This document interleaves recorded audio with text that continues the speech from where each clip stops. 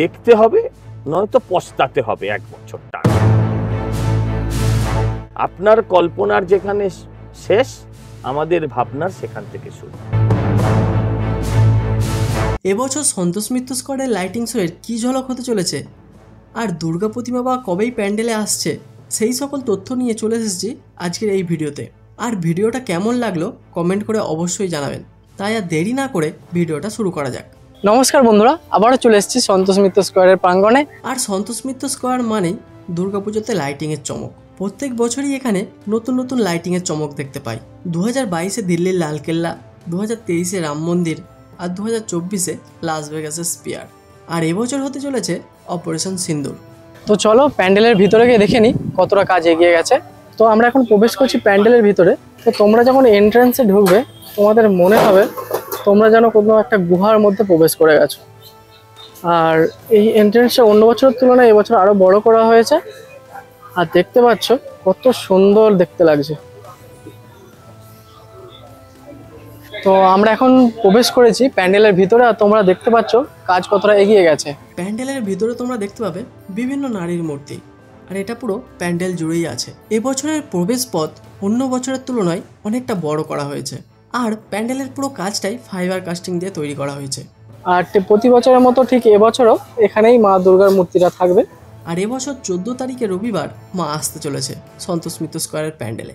চলো একটা সিনেমেটিক শটের মাধ্যমে তোমাদের প্যান্ডেলটাকে দেখাই কেমন হয়েছে। তো চলো এখানকার কর্ণধর সজল ঘোষের সঙ্গে কথা বলে জেনে নিই ওনার কি চিন্তা ভাবনা এই পুজো প্যান্ডেল নিয়ে। নমস্কার দাদা, আসন্ন দুর্গাপুজো 2025-এর আগাম আন্তরিক প্রীতি ও শুভেচ্ছা জানাই আপনাদের সবাইকে, আপনাদের দর্শকদেরও। হ্যাঁ, বলছি ভারতবর্ষের সংস্কৃতির ওপর একটা কালিমাময় অধ্যায়, এবং সেই অধ্যায়ের একটা চিত্র আমরা দেখতে পাচ্ছি এবছর সন্তোষ মিত্র স্কোয়ার। কালিমাময় কোথায়? কালি মোছানোর অধ্যায়।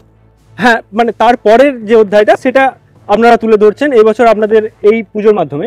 তো সেটা নিয়ে যদি আপনি বক্তব্য দেন, ছোট বক্তব্য, কি বলবেন এই বছর সন্তোষ মিত্র স্কোয়ারের স্লোগান? আমরা সিঁদুরকে দুভাবে ভাগ করেছি।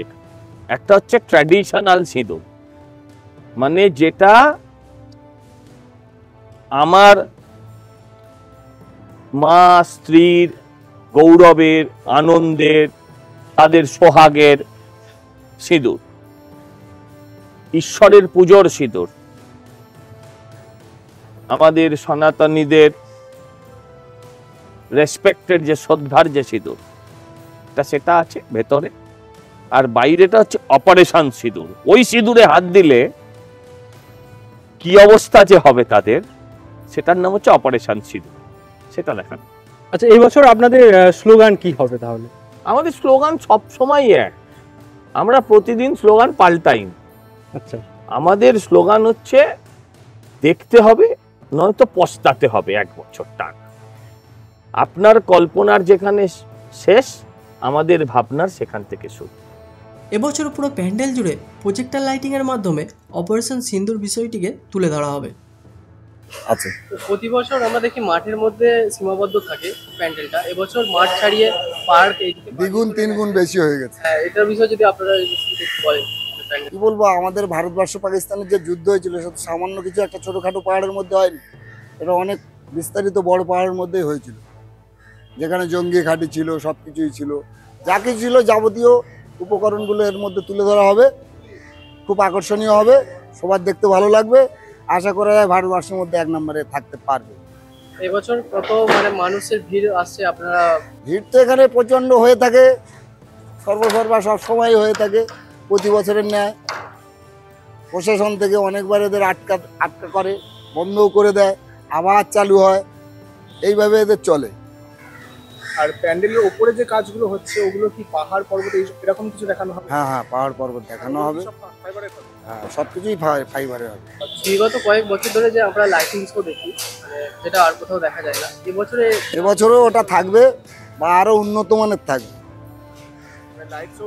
হ্যাঁ, আরো উন্নত মানের থাকবে।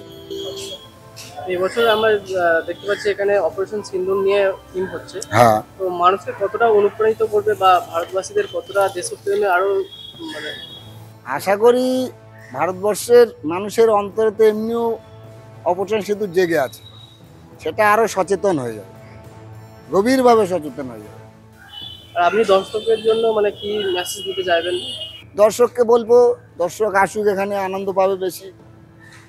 আর হিন্দু যারা আমাদের ধর্মীয় হিন্দু, তারাই তো দুর্গাপুজোয় উৎসাহিত বেশি, তারা তো অবশ্যই দীর্ঘ থেকে দীর্ঘতর আনন্দ পাবে। তো আজকের ভিডিওটা আমি এখানেই শেষ করছি, আবার দেখা হবে অন্য কোনো প্যান্ডেলে। তো আজকের জন্য এই পর্যন্ত। আর যদি ভিডিওটা ভালো লাগে তাহলে কমেন্ট করো।